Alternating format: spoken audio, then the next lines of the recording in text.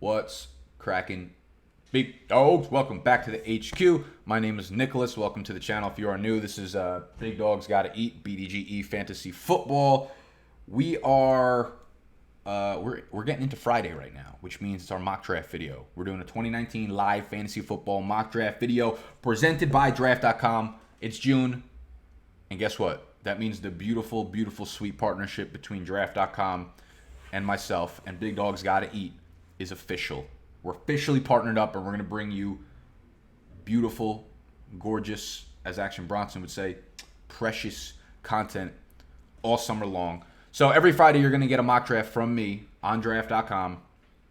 It is by far and away the best platform to do your drafts on. And I say that for a number of reasons. I know we're partnered up, and I'm officially, sponsored by them, but I've been using their platform for 2 years now, so none of this is biased, none of this is skewed. They have the most aesthetic pleasing platform you could do your mock drafts on to help you prep for the season.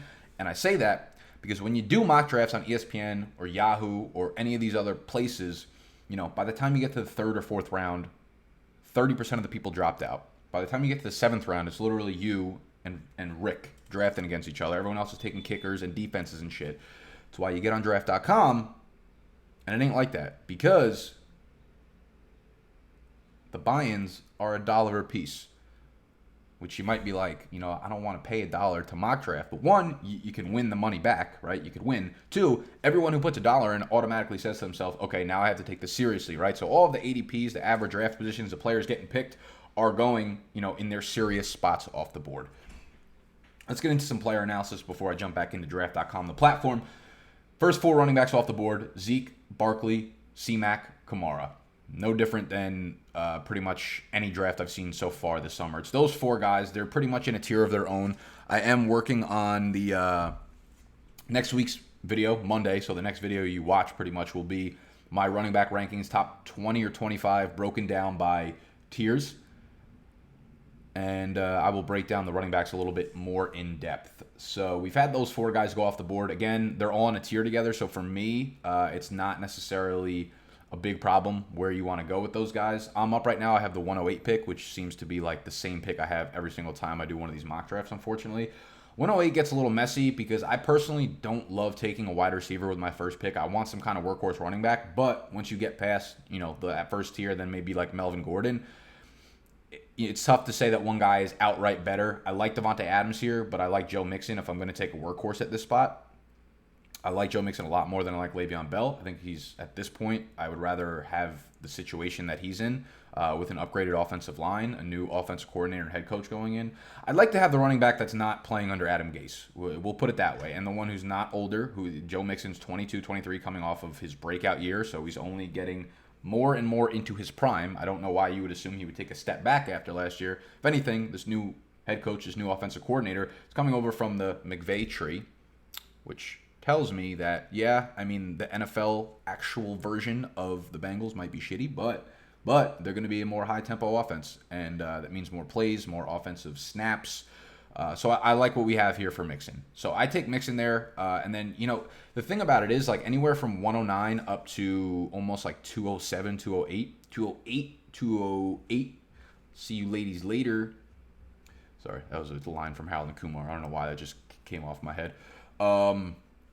So we had Joe Mixon, then Devontae Adams, Le'Veon Bell, Travis Kelce. So you're seeing a lot of these guys kind of go off in the same range in that late first to early second round. But I would argue that there's a lot of wide receivers that can kind of fit into this tier.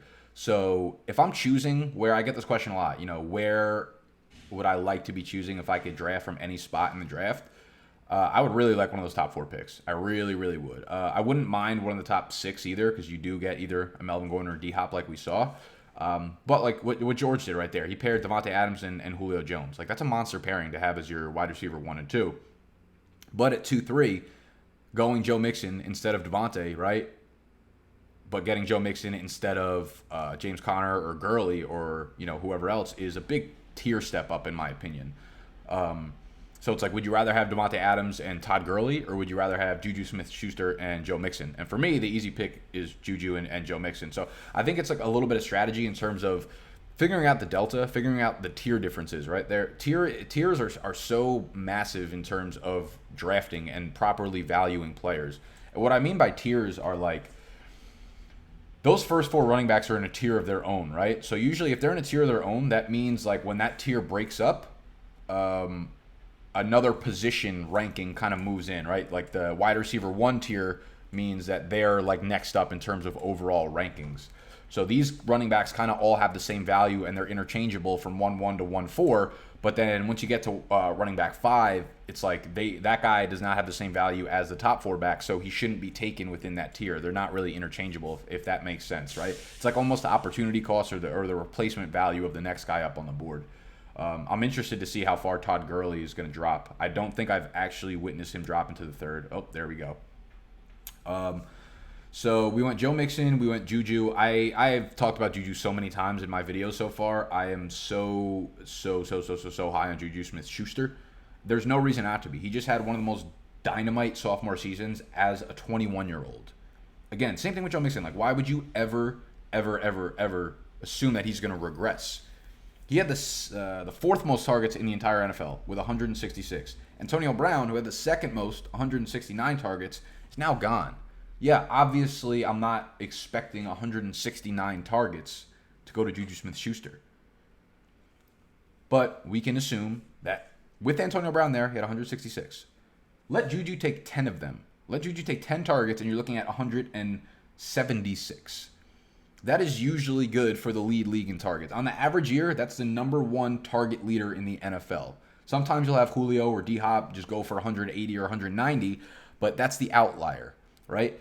If you're going to tell me Juju only needs 10 more targets from last year after Antonio Brown is gone in order to hit 176, and you're getting the number 1 share of targets in the NFL, how is he not a top 3 fantasy wide receiver?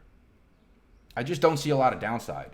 He makes plays after the catch. He's top 3 in yak in both of the 2 seasons that he's been in the NFL. I'm up on the clock, huh? I just talk a lot. So I'm single-handedly pushing Marlon Mack's ADP up. Dude, I love Carry-On at the end of the 3rd round, too. I really like coming away from the top 3 rounds with 2 running backs. And I say that because I think all of the running backs from like rounds 4 through 5, 6-ish all have giant question marks. Like I'm gonna run through all these running backs, even though I'm gonna cover most of them in my running back rankings video. Derrick Henry doesn't catch passes. Leonard Fournette, literally ankles are smaller than this Diet Coke bottle. Josh Jacobs, horrible athlete from a measure standpoint. Never touched 900 yards from scrimmage in a single season in college. Was a 3-year backup behind Damian Harris, who got picked 2 rounds later than him in the NFL draft. I tweeted this out. Someone asked me, I'm going to pull up the twatter right now because it was about Josh Jacobs. People were getting big mad about it. Let's see. Sorry, it's going to take me a second. If you're not following me, make sure you're following me, Nick_BDGE. Make sure you're following Draft as well, at PlayDraft. They always make new announcements on the new tournaments and awesome products and services and stuff they got in the works. So make sure you're following both of us. Where are you? Oh, also an announcement here. I live in Brooklyn. Actually, you know what? I'm gonna keep that stuff off the channel. Not off the channel. You guys literally just saw it. You could hit pause on the video if you wanted to, but we're just gonna keep it moving for content's sake. Okay, so this was my thoughts on Josh Jacobs. If I could put it in one way or another, I just want to keep flipping back and forth, making sure I don't miss my pick. So the reason I want to get my running backs out of the way early are because I don't trust any of these guys, right? And the 4th round of wide receivers, look at the crop of 4th round wide receivers you can get. Keenan Allen, Amari Cooper, Stephon Diggs. I don't like AJ Green, but in the 4th round, I would take him. Julian Edelman. Like, look at all these guys. How are you going to take Henry, Fournette, and Montgomery ahead of Keenan Allen, who is almost guaranteed 100 catches on the year, right? All these guys, this is the part of the draft where running backs are so unsafe and wide receivers are so safe. Like even Kenny Golladay, Brandon, I love all these guys here. I'll go Keenan Allen. I probably, if I was actually thinking, and I never think during these videos, so I apologize if I do a lot of ignorant things. Amari Cooper, I think, is a great best ball pick because he's volatile, right? We know that. He has years where, he has weeks where he goes off for 200 yards, like we saw last year with Dallas once he moved over to Dallas. But he also has weeks where he doesn't come anywhere close to that. So he's a good best ball option. And to explain to you guys best ball, sorry I didn't really get into the details of this. You pick an 18-man roster. No kickers, no defense, half PPR. That's the only way draft does it, and I love that because those are my favorite settings. 1 quarterback starts each week, 2 running backs start each week, 3 wide receivers, and 1 tight end. 18 men. You do not pick up players off the waiver wire. You do not trade for players. Literally all you do is draft and come back at the end of the season to collect your money. Since you're watching my videos, you'll be drafting good teams, and you will have plenty of money in your account to play with in 2020. Their software, the draft software, automatically places in, this is what best ball is, right? This is, if you've ever heard the term best ball, this is exactly what it is. You draft this big team, and it automatically starts, based on those starting numbers, 1 quarterback, 2 running backs, the best performers on a week-by-week basis. So say 1 week Amari Cooper scores 4 points. He's probably not going to be among your top 3 wide receivers. Because you have an 18-man roster, you're likely going to roster anywhere from 6 to 9, nice, number of wide receivers on your team, right? So, there's a good chance that 3 of the wide receivers score more than 4 points in a given week. However, on the weeks that he goes off for 25, 30 points, he will obviously be among your top 3 wide receivers. You get your total points at the end of the year. You're not playing; it's not head-to-head. It's total points. At the end of the year, whoever has the most total points ends up taking the money. I believe there is a payout of the top 3 players. So that is best ball, and that's why I like Amari Cooper in this a little bit, probably a little bit more than Keenan Allen, who gives you that consistent floor of 7 catches or 6 catches for 50 yards, and that's great to have. I'd rather have that in season long. I'd rather have less volatile players on my season long team because one, not only obviously are they super volatile week to week and they give you those down weeks which would kill your team, but it's also you also have to factor in the fact like the aspect of it that you don't know when to actually start them, right? And that kind of talks to a lot of the scat backs in the NFL. And I see it with like, who's up here? Okay, I'm on the board right now. And this is also why, like, I love that Robert Woods is down here all the way at the 5'8" spot. I like the tight ends here, but I don't think I could pass on Robert Woods all the way down here. And I am coming up to the idea. I had Cooper Kupp ranked above Robert Woods earlier on, but Cooper Kupp tore his ACL in Week 10 last year. It takes players around 10 to 12 months to fully recover from a torn ACL, which would put him back, if he's fully healed, by like week 4 or 5. That means being ready in NFL shape, strengthen the muscles around the knee, and running full speed and planting and being back in that. Like, there's a lot of question marks around Cooper Kupp in terms of his health because the injury happened so late in the year. I'm not saying maybe by like week 10 next year he won't be Cooper Kupp again. There's a really good chance that he starts off really slow. And when I had Dr. Jesse Morse on the channel a month or so ago to talk about the injured wide receivers, he spread his concerns about Cooper Kupp as well. And I think that's a legitimate concern. So those guys, Cook, Cooper Kupp, Robert Woods, the LA Rams receivers, they're very hard to choose from because they're all, very good fantasy options. I think for me, it's kind of separating himself. Brandon Cooks is the one there for me. Explosive, big plays all the time. Woods is the very safe week-by-week player. I don't think he puts up as solid of weeks,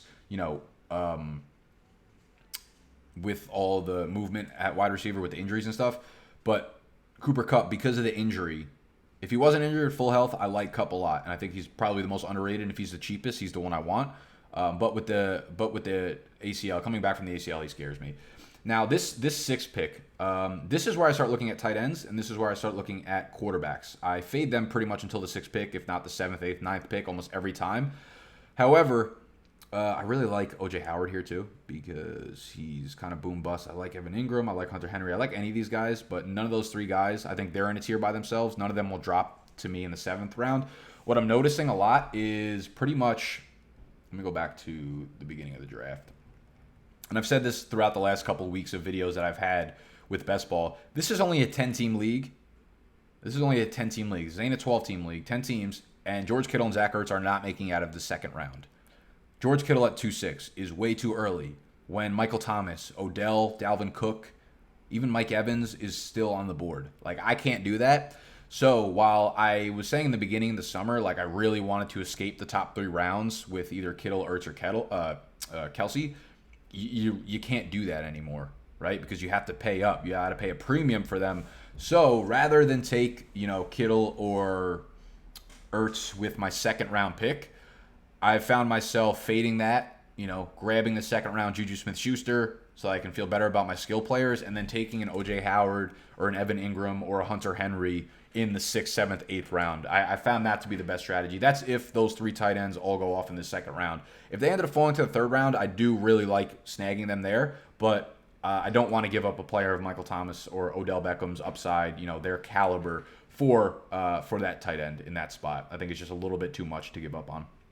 So getting a guy like that, since it's not top tier, I think you do have to kind of pair him with another like top 15-ish option. I like TJ Hawkinson because he's going so underratedly low under the radar. Underratedly low under the radar.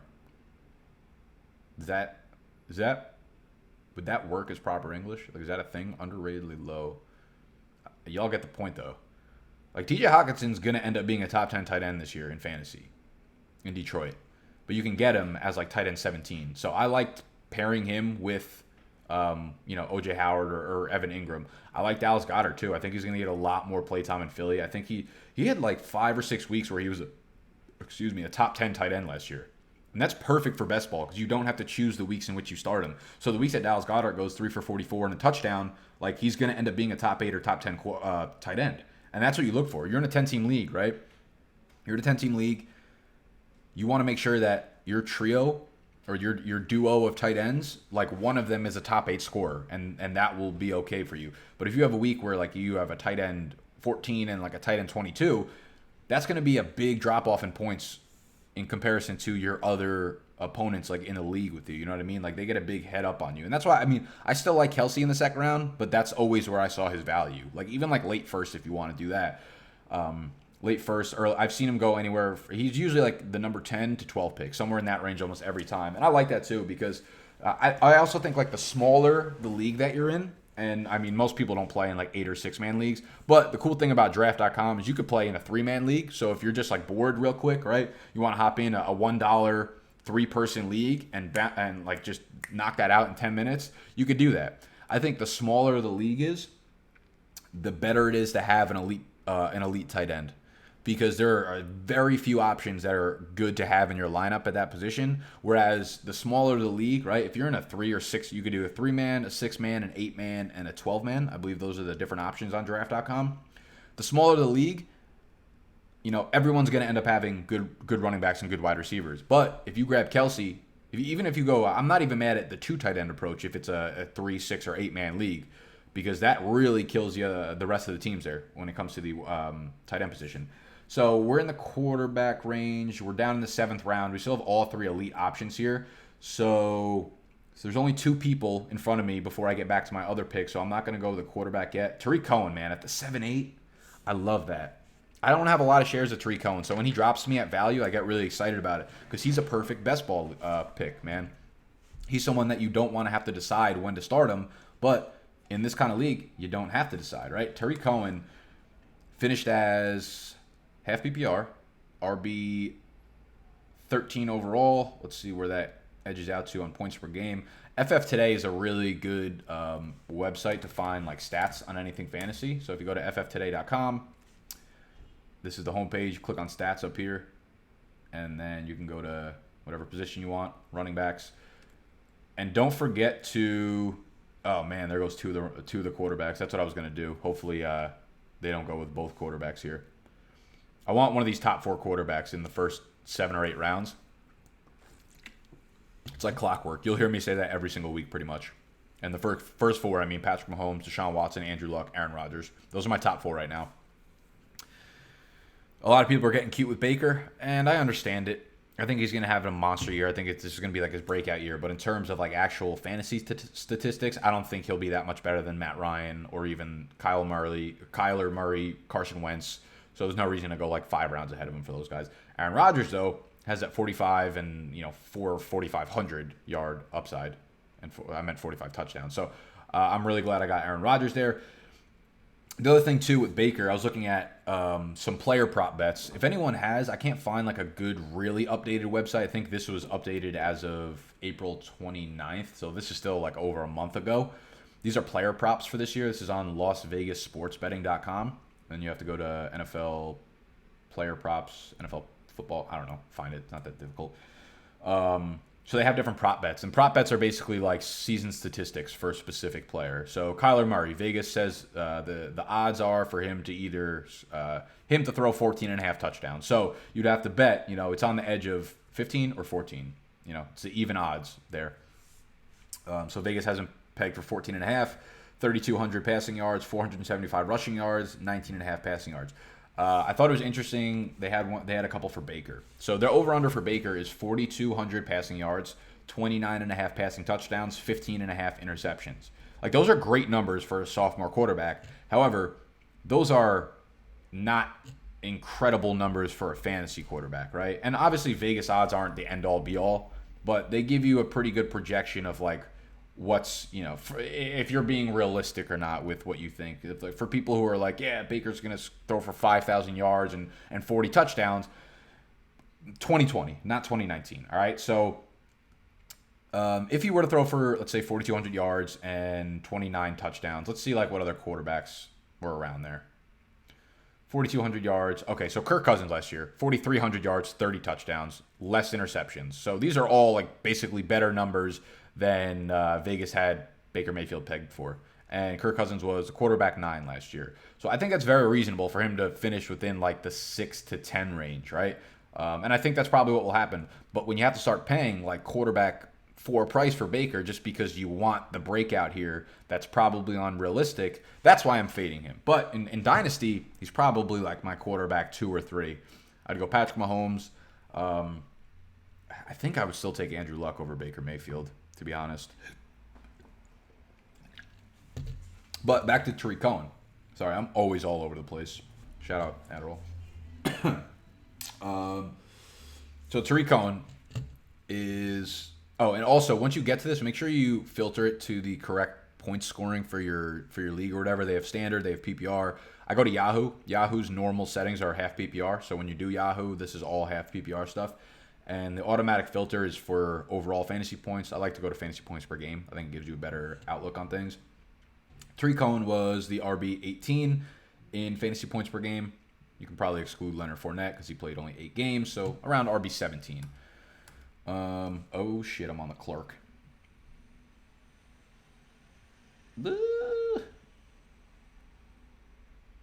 We under pressure. I'll go with Royce. I like Royce, man. I really do. I think Royce, one, is a very good prospect coming out of college. I think Philip Lindsay was just something that we never could have seen coming.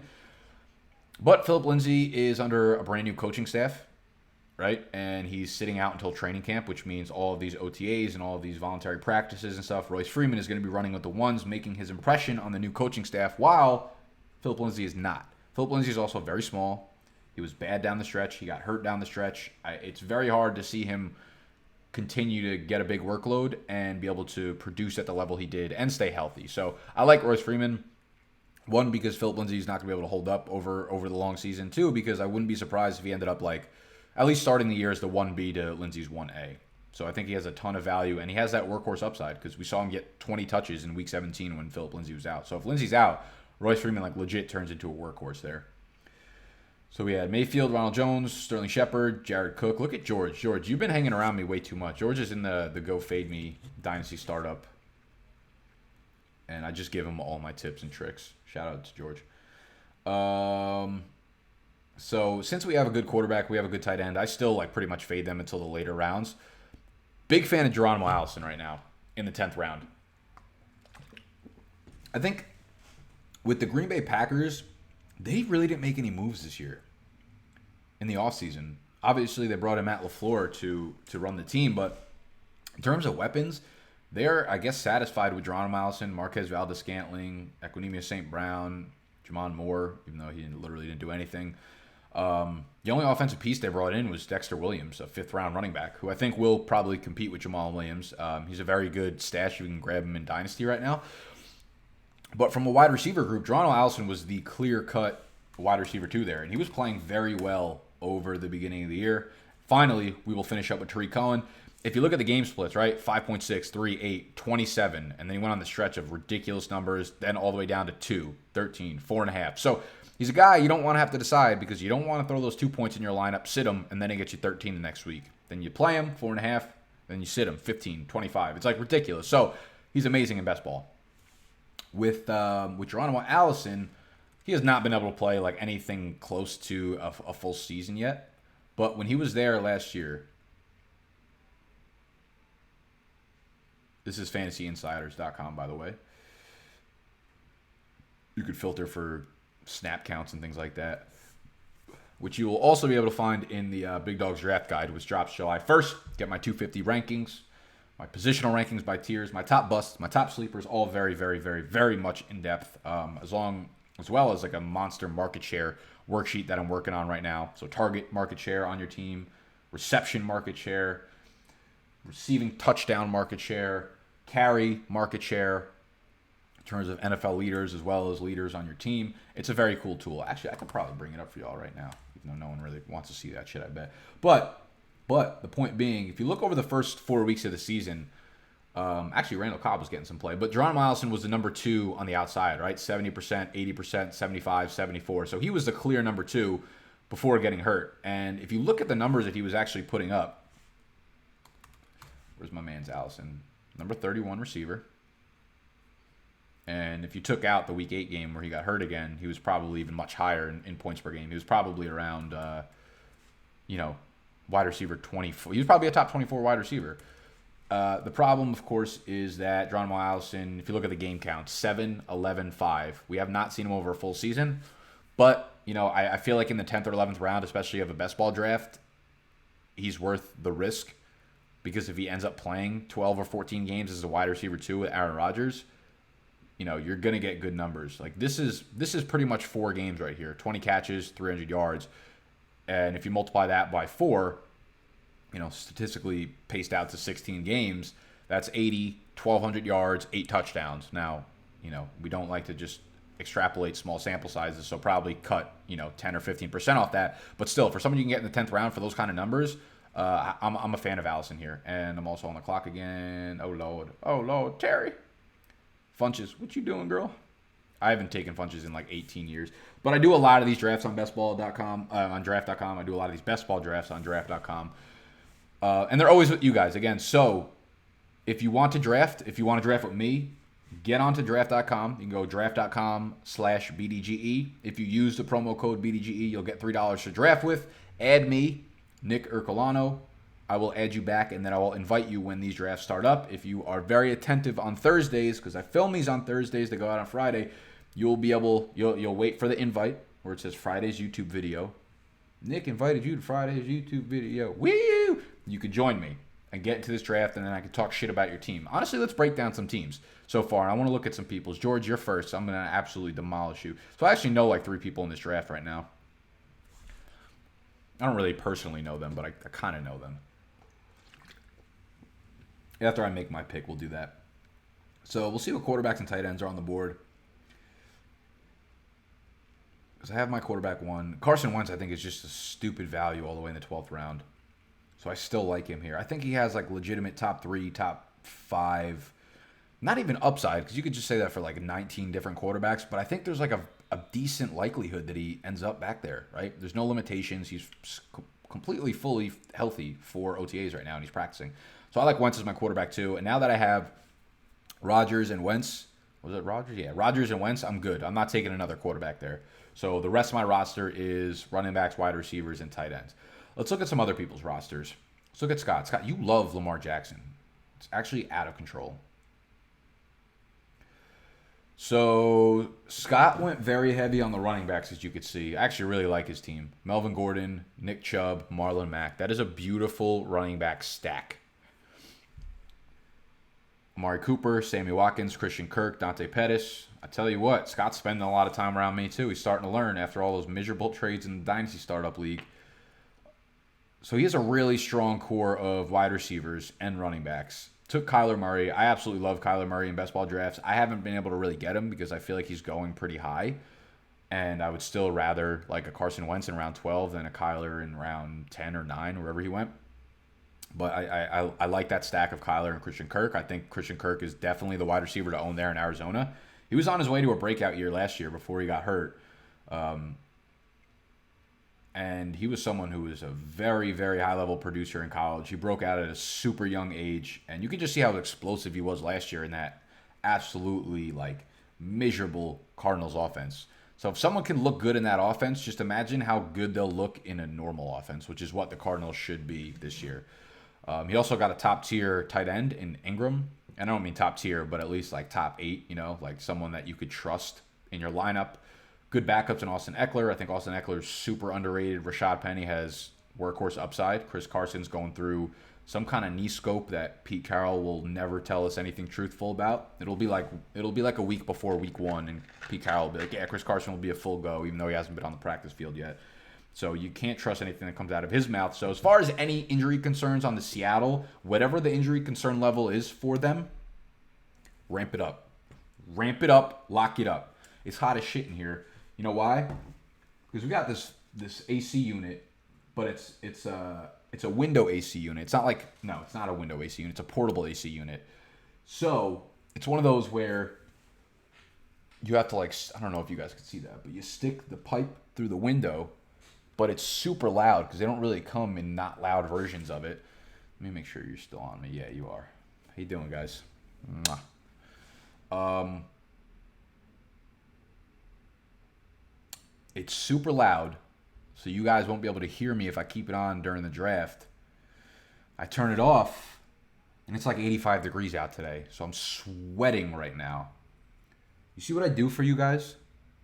It's ridiculous. It's ridiculous. I don't get paid enough. YouTube doesn't pay me enough for these slave conditions that I work in. Oh, it's the 13th round. This goes till 18th round. All right, let's talk about some picks. Scott, you're lucky. I only had time to talk about you, and you've picked a good team so far. Usually it's not the case. So we're only looking at this. Chris Herndon. I like Chris Herndon. I'm actually going to... No, I'm not. No, we're not. No, we're not, Nick. Have some discipline. There's no one I really like it. Running back, wide receiver. I don't have a lot of Kalen Ballage, and I kind of like Kalen Ballage. I don't like Kalen Ballage as a player at all, but I kind of like him in best ball. I like Michael Gallup, and I like this whole little wide receiver group. So I'm going to go with Ballage here. Don't time out on me. Hey, I almost a minimum of twice per week when I film these, it times out on me because I wait till 2 seconds left, and then I try to click it, and then the mouth is like up here, and then I try to drag it down, and it goes down here. I must seem like an absolute psycho when I make these videos. I really just talk for an hour straight about nothing. But Kalen Ballage. So people like Kalen Ballage. I'm not actually sure why they like him as a player. He was a miserable running back in college. Pretty sure he averaged like 4.3 yards per carry at Arizona State. Never saw a big workload. Wow, the New Jersey came out of me there. Never saw a big workload.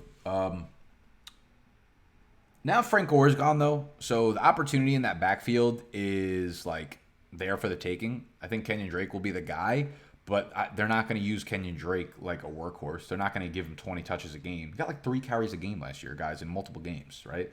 So you have a lot of wishful thinking about Kenyon Drake, but Kenyon Drake is exactly who he was in college. A lot of the times, guys, you don't have to look much further than what these players were in college. Josh Jacobs. Josh Jacobs is the next Kenyon Drake, guys. I'm sorry to say it. So I went Ballage there, and I'll get back to him in a second because I saw a bunch of these sophomore wide receivers that I like as breakout candidates here. I can't believe guys like LaShawn McCoy and Emmanuel Sanders are going ahead of Anthony Miller and stuff. So give me A. Miller there all day. 7 touchdowns his rookie year. He's ready to bust out. Mitch Trubisky can't throw the ball outside. Let Anthony Miller run amok in the slot. It's going to be beautiful things in 2019. So, Kalen Ballage had that one big run, right? He literally had one big run last year. Outside of that, I'm pretty sure he was averaging 3.2 yards per carry. But that's what he brings to the table. He's a very, very, very good pass. It's weird because he looks like Adrian Peterson. He's 6'2", 6'3", 230 pounds. So he looks like a beast, but he runs like a princess. He catches the ball like James White, though. So he will be involved in the passing game this year. And the thing I like about him in best ball is he gives you that breakaway potential, right? He broke off like an 80-yard run last year, and it's because he has he's very, very fast. I can't remember what his 40 time is, but I want to say it's like a 4.4 flat. If not, he might even be in the 4.3s. Let me see. Okay, I lied. I mean, all I do is lie anyways, so you're going to have to fact check me on everything. A 4.46, but that's at 228 pounds. That's in the 97th percentile. So you give this guy a lane, which the Dolphins aren't very capable of doing, but in the very few times that they do, and the fact that Blige will have a little bit more volume, maybe will happen a couple more times, he might break free. And in those weeks that he breaks free, he'll end up being a top 12 or top 24 running back, and he'll probably be in your starting lineups for best ball, which is good. And the college target share was in the 82nd percentile. He's a very, like I said, fluid, good pass catcher. So Blige is intriguing to me. I'm not jumping up into like the single-digit rounds to get him, no way. It's still a very shitty offense behind a very shitty offensive line with a defensive-minded head coach. It's not a good outlook overall for everyone there. But Kalen Blige is someone I like only because, like I said, there's a lot of wide receivers, sophomore wide receivers that I kind of like to break out this year. Anthony Miller, Deshaun Hamilton should run amok in the slot. I like Mark Andrews as a tight end. And something I tweeted out last week about Dion Lewis. I was going through the pass catching numbers last year, right? As I was doing my running back rankings for the video that's coming out on Monday, I noticed that the reception totals for running backs this year were just at a crazy rate. Let me pull this up.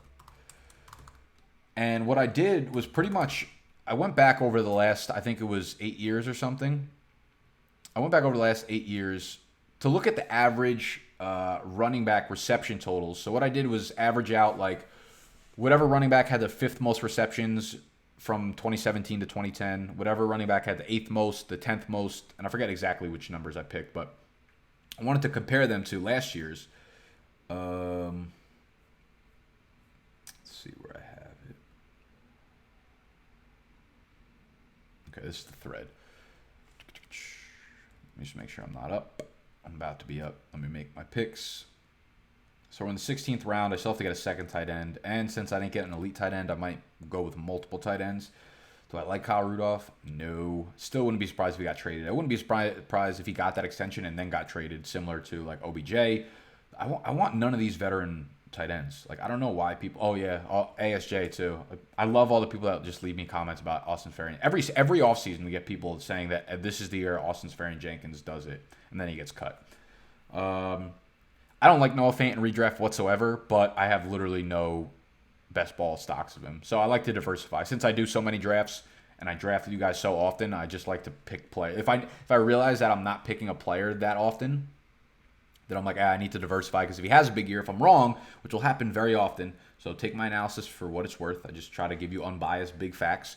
If I'm wrong, which will happen often, and I just completely fade a player, it's going to hurt me, right? So I like to diversify and make sure that if I'm not picking a player, although you'll never see me take Adrian Peterson like George just did, that's unforgivable, as well as LaShawn McCoy.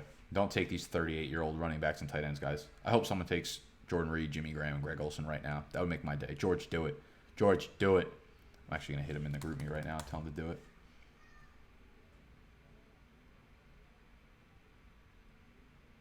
No, that ain't it.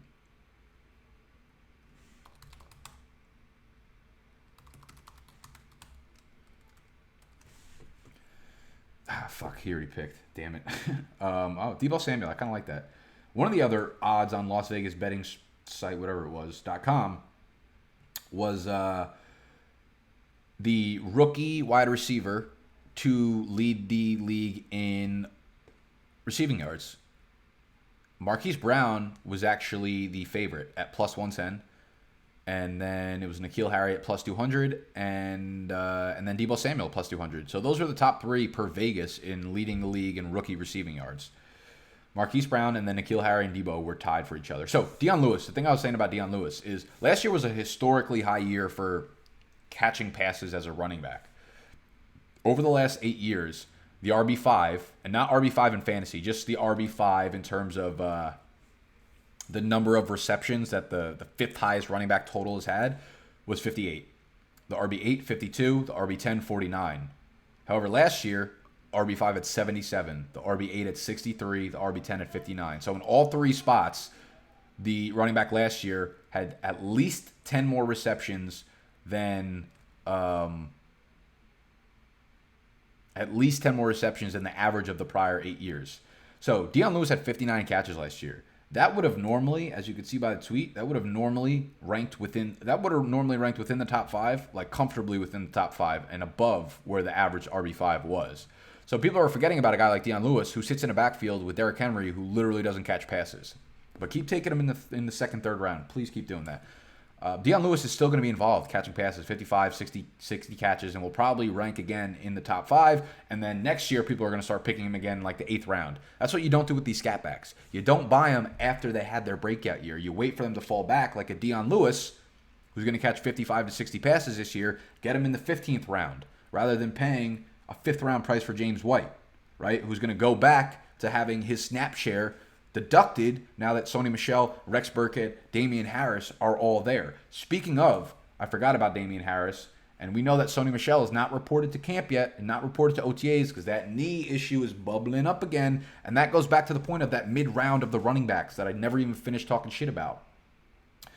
Sony Michel, knee issue. We always know that's happened. He's another guy that does not catch passes. There's a lot of heads back there. So with a third-round capital, I'm not taking Sony Michel. Aaron Jones, I would put a lot of money that's going to be a running back by committee. Matt LaFleur literally came out and said we would operate best with a running back by committee between Jamal Williams and Aaron Jones. I don't understand what else we need to see there. Derrick Henry doesn't catch passes. Leonard Fournette, like I said, doesn't have ankles. So where's Damian Harris? I'm going to actually scoop Damian Harris if he wasn't picked already. Okay. It's already picked already. Cool. Good talk, Nick. So here's the point of the draft, and I always say this, that you would want to look at, I love that Devontae Parker's getting a lot of hype, by the way, that you'd want to look at your current roster and see where you put a lot of value or where you put a lot of stock into, right? And I've diversified my team pretty well, but I'd always go with, like Robert Foster, I'd probably always go with one more wide receiver than running back, if not more than that, because you have to start 3 wide receivers on a given week as opposed to 2 running backs. So you usually would, try to pad the depth there. I think Mohamed Sanu is kind of going untalked about. On a game-by-game basis, he's really not a bad receiver whatsoever, right? Almost 100 targets last year, 850 receiving yards. And Dirk Cutter is going to throw the ball at a pace of 75%. No, he's not. Probably more like 65%. But Calvin Ridley will be the 2 there this year, obviously. But I think Mohamed Sanu is a sneaky guy that, there's no shot Marquise Goodwin is going to outproduce Mohamed Sanu, or Jamison Crowder is going to outproduce Mohamed Sanu. It just ain't happening. Devontae Parker, I love that he's getting hype again. It's literally clockwork. Every year around this time. Do you know why that happens? Because Devontae Parker is a combine freak. When you put someone who is sub 8% body fat that runs a 4.4 40 on a field where there's no pads and there's little contact, obviously he's going to excel and look really good. Why do you think it's been 5 years and we haven't seen anything out of Devontae Parker? You think because right now in his 5th year he finally figured out in OTAs where there's no contact? Okay. That being said, I might take Devontae Parker here, to be honest with you.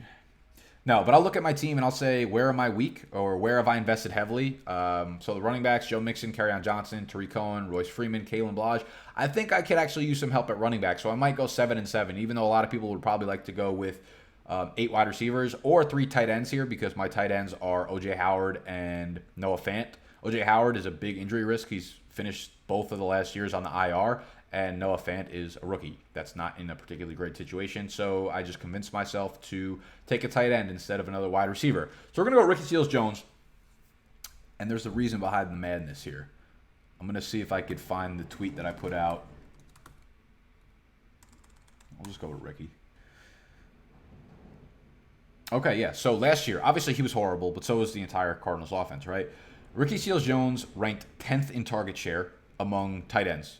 So he had the 10th highest rate of targets. I think he saw 17% of the Cardinals' targets. Obviously, it was horrible production, given the fact that he wasn't on the field for that much. So he commanded a very high rate when he was on the field. 6th in air yard share among targets. So in terms of the percentage of his team's air yards that he saw relative to other tight ends in the NFL, he was 6th amongst all NFL tight ends.